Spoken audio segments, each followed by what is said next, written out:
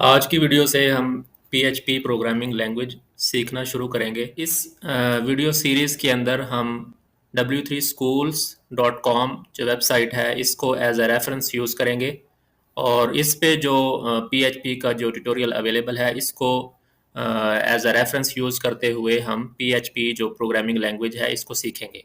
तो इसको स्टार्ट करते हैं। PHP is A server side scripting language.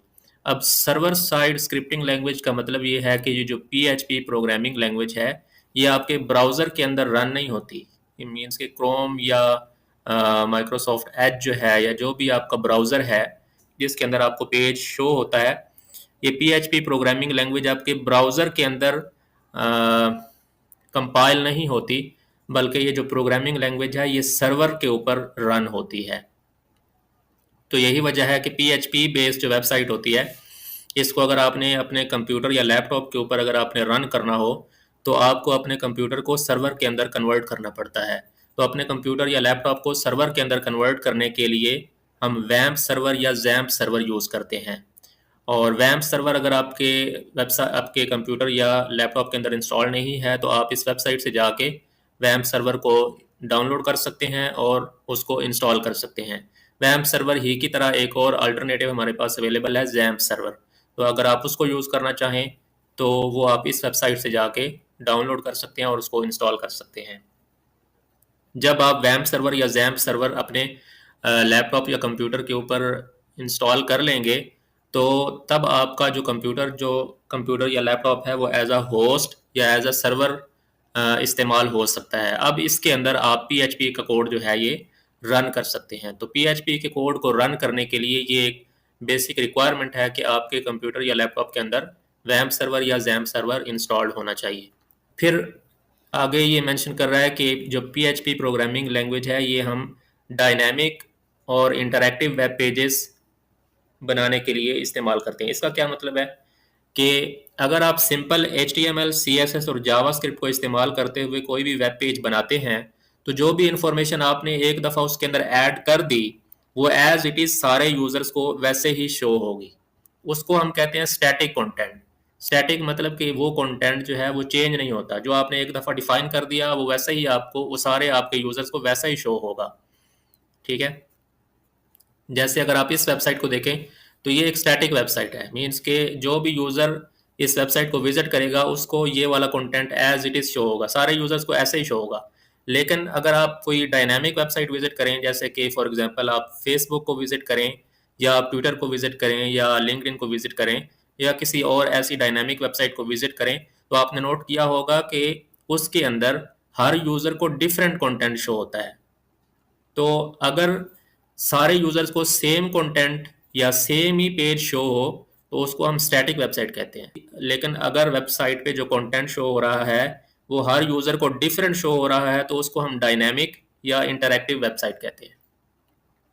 तो PHP एक ऐसी प्रोग्रामिंग लैंग्वेज है जिसको इस्तेमाल करते हुए आप डायनेमिक या इंटरैक्टिव वेबसाइट्स बना सकते हैं और इसके ज़रिए आप ऐसी वेबसाइट्स बना सकते हैं जो कि जिसका कंटेंट जो है वो डायनेमिक होगा, मींस के हर यूज़र को आप डिफरेंट कंटेंट जो है वो शो करवा सकते हैं। फिर नेक्स्ट है PHP is a widely used free and efficient alternative to competitors such as Microsoft ASP.NET। ASP.NEट भी इसी तरह सर्वर साइड प्रोग्रामिंग लैंग्वेज है जिसको इस्तेमाल करते हुए आप इंटरैक्टिव और डायनेमिक वेबसाइट्स बना सकते हैं। तो PHP जो है ये उसका कंपेटिटर है। ये एक सिंपल एग्जांपल इसने शो की है। तो अभी इस एग्जांपल को रन करने के लिए हम अपनी एक वेबसाइट का फोल्डर बना लेते हैं और उस फोल्डर को फिर हम अपने कोड एडिटर के अंदर ओपन करके तो इस कोड को रन करते हैं। तो सबसे पहले हम एक फ़ोल्डर क्रिएट करते हैं। अभी मैं डेस्कटॉप पे हूँ तो डेस्कटॉप में लर्निंग के फोल्डर के अंदर मैं एक नया फोल्डर क्रिएट कर लेता हूँ, न्यू, और इसको मैं नेम दे देता हूँ PHP। एंटर। अब हम इस फोल्डर को अपने कोड एडिटर के अंदर ओपन करेंगे। कोड एडिटर हम इस वीडियो सीरीज़ के अंदर विजुअल स्टूडियो कोड यूज़ करेंगे। अगर आपके पास विजुअल स्टूडियो कोड इंस्टॉल नहीं है तो आप code.visualstudio.com की वेबसाइट से जाके उसको डाउनलोड करके इंस्टॉल कर सकते हैं। मेरे पास ये ऑलरेडी इंस्टॉल्ड है, मैं इसको ओपन कर लेता हूँ।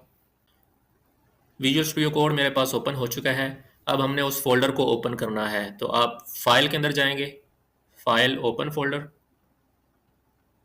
और फिर आपका फोल्डर डेस्कटॉप पे है तो आप डेस्कटॉप पे जाएंगे, या जिस भी लोकेशन पे आपका फोल्डर है वहाँ पे आप जाएंगे, और यहाँ से आप इस फोल्डर को सिलेक्ट कर लेंगे और फिर सिलेक्ट फोल्डर के बटन पे क्लिक कर दें।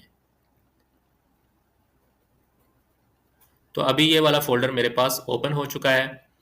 तो अब इस फोल्डर के अंदर हम एक न्यू फाइल क्रिएट करते हैं। तो न्यू फाइल के आइकन पे क्लिक करें, और चूंकि हमने PHP की फाइल क्रिएट करनी है तो PHP की फाइल्स की जो एक्सटेंशन होती है वो .php होती है। तो हम एक फाइल क्रिएट करते हैं इंडेक्स, ये उसका नेम हो गया .php, ये इसकी एक्सटेंशन है। फिर आप एंटर कर देंगे। अब इसके अंदर, इसको हम फिलहाल हाइड कर देते हैं, इसके अंदर हम बेसिक HTML का कोड जो है वो ऐड कर लेते हैं।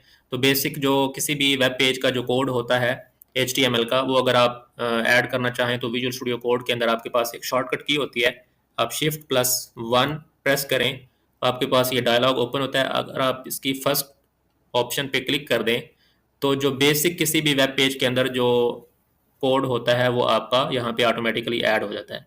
अब इसके अंदर हम कोई PHP कोड ऐड करना चाह रहे हैं, तो PHP कोड को स्टार्ट करने के लिए आप एंगल ब्रैकेट स्टार्ट करते हैं, ये इसका सिंटैक्स है, और फिर आप क्वेश्चन मार्क ऐड करते हैं, और क्वेश्चन मार्क के बाद आप टाइप करते हैं PHP, और फिर हम एंटर करते हैं नीचे आके। अब इसको हमने क्लोज भी करना है, हमने PHP टैग को स्टार्ट किया है, अब हमने इसको क्लोज करना है। तो क्लोज करने के लिए हम क्वेश्चन मार्क ऐड करेंगे और फिर एंगल ब्रैकेट क्लोज कर देंगे। तो अब जितना भी हमारा PHP से रिलेटेड कोड होगा वो इन दोनों टैग्स के दरमियान आएगा। तो हम एक एग्जाम्पल कोड यहाँ पे PHP का टाइप करते हैं। अगर हम वापस इधर आएँ तो अगर आपने कोई भी चीज़ प्रिंट करनी हो PHP के थ्रू तो उसके लिए हमारे पास एक कमांड होती है एको की। एको मीन्स के एको और आगे कोटेशन मार्क्स के अंदर जो भी आप टाइप करेंगे वो एज इट इज़ आपके पेज पे शो हो जाएगा, या दूसरे अल्फाज में प्रिंट हो जाएगा। तो हम इस कोड को कॉपी कर लेते हैं, Ctrl+C, और यहाँ पे हम इसको पेस्ट कर देते हैं। तो हम इसको, इस टेक्स्ट को चेंज कर देते हैं, फॉर एग्जांपल लर्निंग PHP। अब हम इस पेज को, इस फाइल को सेव करते हैं और इसको ब्राउज़र के अंदर ओपन करते हैं। तो इसको ब्राउज़र के अंदर ओपन करने के लिए हम उस फोल्डर के अंदर जाएंगे PHP वाले, और ये index.php। तो अब ये जो हमारी फाइल है ये PHP फाइल है। तो जैसे हमने पहले डिस्कस किया कि PHP का जो कोड होता है वो सर्वर पे रन होता है।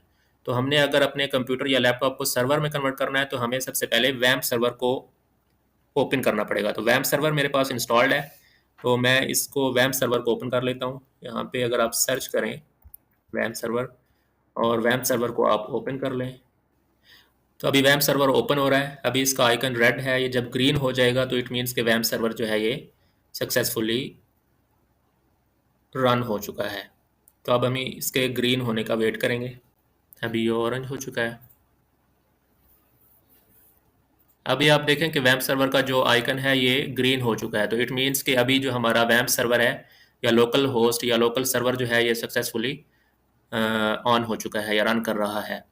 अभी चूंकि ये हमारा PHP का कोड है, तो इस PHP के कोड को अगर हम वैम्प सर्वर के थ्रू रन करना चाहते हैं तो हमें इसको यहाँ से मूव करना पड़ेगा और वैम्प सर्वर की डायरेक्टरी के अंदर इसको लेके जाना पड़ेगा। तो हम इसको, इस फोल्डर को कट कर लेते हैं, Ctrl+X, और जब आप वैम्प सर्वर इंस्टॉल करते हैं तो आपकी जो C डायरेक्टरी है, C डायरेक्टरी के अंदर WAMP64 के नाम से एक फोल्डर क्रिएट हो जाता है। इसके अंदर आपने जाना है, और WAMP64 के अंदर जो www का फोल्डर है इसके अंदर आपने जाना है, और इसके अंदर आपकी जो वेबसाइट्स हैं वो सारी इस फोल्डर के अंदर रिजाइड करती हैं। तो आपने जो PHP का फोल्डर क्रिएट किया है इसको आपने इसके अंदर पेस्ट कर देना है। अब ये फोल्डर आपका PHP का इसके अंदर आ चुका है। अभी हम इस फोल्डर को ओपन कर लेते हैं। तो दोबारा हम जाएंगे फाइल के अंदर, ओपन फोल्डर, और C के अंदर WAMP64 www, और यहाँ से हम PHP के फोल्डर को सिलेक्ट कर लेते हैं।